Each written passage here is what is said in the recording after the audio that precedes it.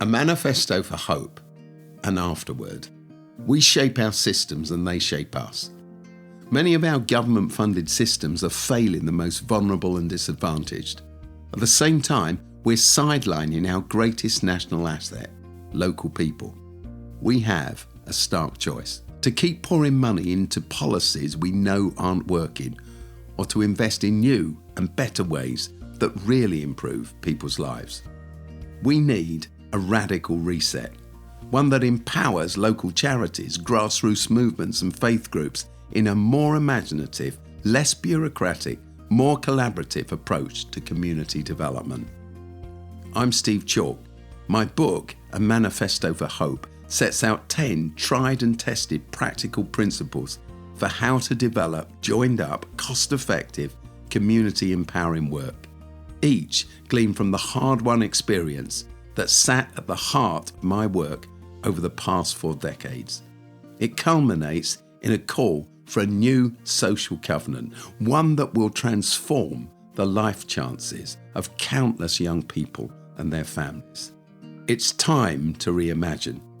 It's time for a manifesto for hope. A manifesto for hope, an afterword. We shape our systems, then they shape us. With my guest and expert witness, Dr Tony Campolo. Tony is an Emeritus Professor at Eastern University in Pennsylvania, a sociologist, a theologian, and an extraordinary public communicator. Welcome, Tony. Good to be your guest, and I'm glad to contribute to this project. The book sounds terrific. Thank you very much, Tony. I have to tell everybody as we begin this, it's just such a joy to do this.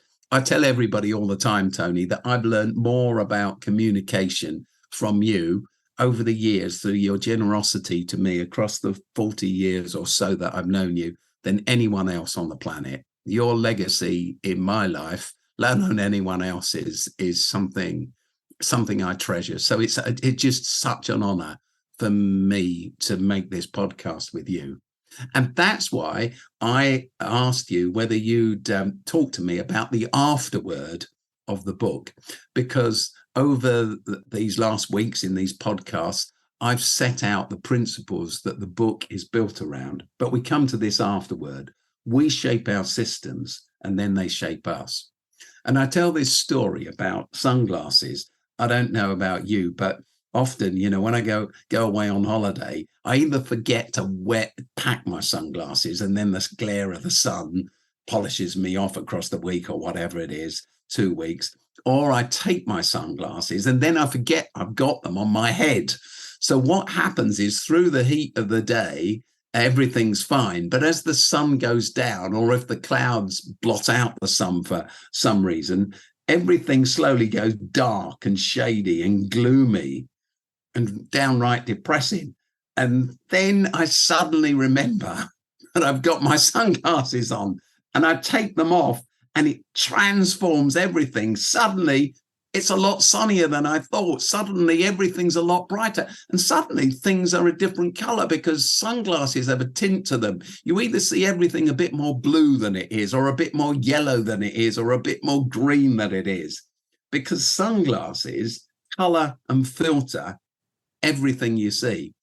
And the point I make is that actually we all wear cultural sunglasses on the insides of our heads.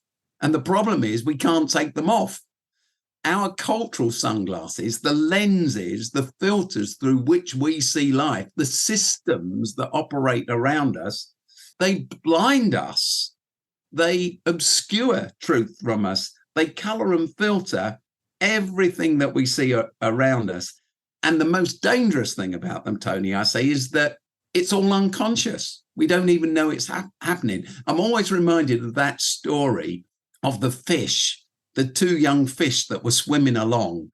And I'm sure you've heard this. There's this old guy, this old fish swimming the other way. And as he passes them, he says, "Hi, lads, what's the water like?" And he swims on. And then they say to one another, "What's he on about? Water? What's water? We don't know what water is." Of course, they're surrounded by water. It's everywhere. It's close and it's far and it's vast. And they swim in it and live in it, but they don't perceive it and they don't see it. We're surrounded by systems that shape our lives, but often we don't see them for what they are. I've got a friend, and he was the senior partner in a global accounting firm. And I went to have lunch with him one day at the top of this skyscraper block in London, in his plush offices in a restaurant way at the top, private restaurant. And we looked down to the ground, and there was another giant office block just 50 meters or so beyond us. And as we looked down, there were hundreds of staff heading out to get their lunch. It was lunchtime. And as we looked down at them, hundreds of them there, he told me this. He said, this is the last lunchtime that they'll enjoy here. And I said, why is that? He said, tomorrow we are announcing that we are taking over their accountancy firm, and they're all going to be made redundant. By this time tomorrow, every single person you can see down there, like ants on the ground we were so far up, they're all going to be redundant. And he said to me, and it's a hard thing, because I realize some of these men and women will never work again. And some of them will go into depression. And some of them will turn to alcohol. And some of them, as a result of this, their families will fail and their relationships will break up. And he painted this terrible picture of the social consequences of making everybody redundant. And so, Tony, I said to him, so why are you doing it? You're the vice president. He was the vice president of this giant accounting company. And he said, we're doing it because we have to do it. And I said, but you've just told me the consequences, how devastating they will be. And he said, no, you don't understand, Steve. He said, we don't want to do it, but the market tells us we have to do it.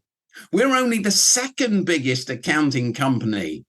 Together, we will gain the place as the biggest accounting company. And that's what the market, the shareholders, that's what the market demands and requires. And I said, but if you don't want to do it, why don't you say you can't do it?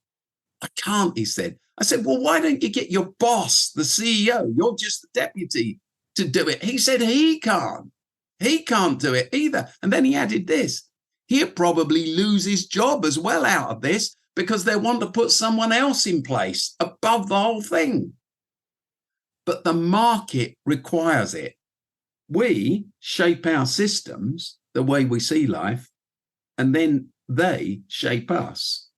They change the way that we view the world.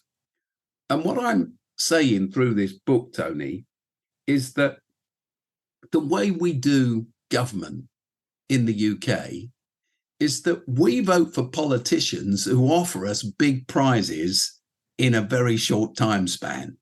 We vote for people who will give us like wonder solutions to long-term problems, quick fix solution to long-term issues.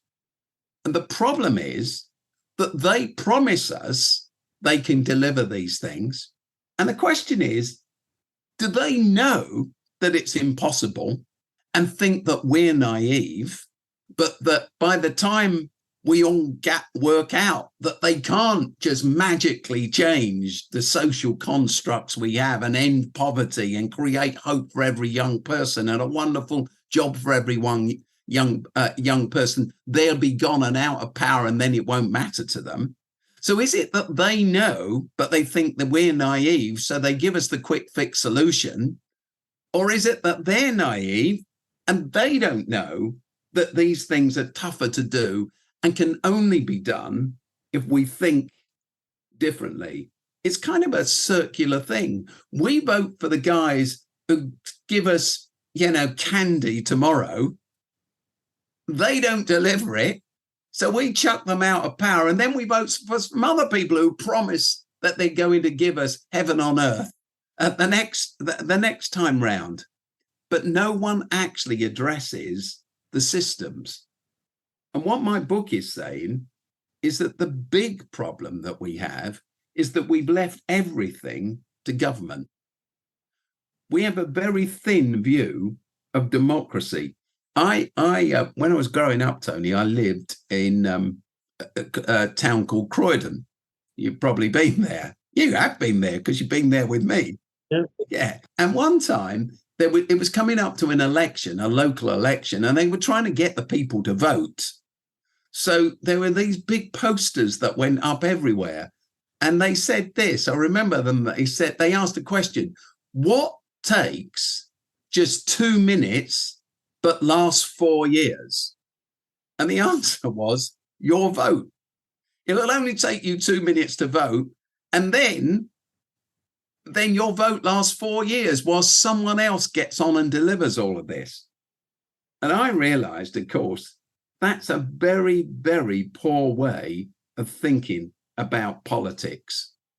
In actual fact, we vote for the society and the communities we want to live in every single day of our lives, don't we? Hands on. People often ask me, have you ever thought about going into politics? Have you ever thought about becoming a politician? And what I've said through the years is, I'm in politics.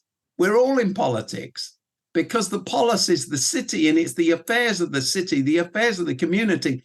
The real question isn't, am I in politics? It's, where do I serve my community best? And for me, it's always been in local communities, building a charity, building a not-for-profit that serves local communities. It's all about the lens we see things through.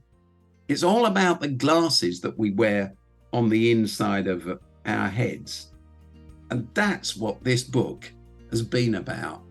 How we become blinded, how we allow others' systems to take control, and how we wake up and begin to understand that the communities we live in are the communities we need to work for and form.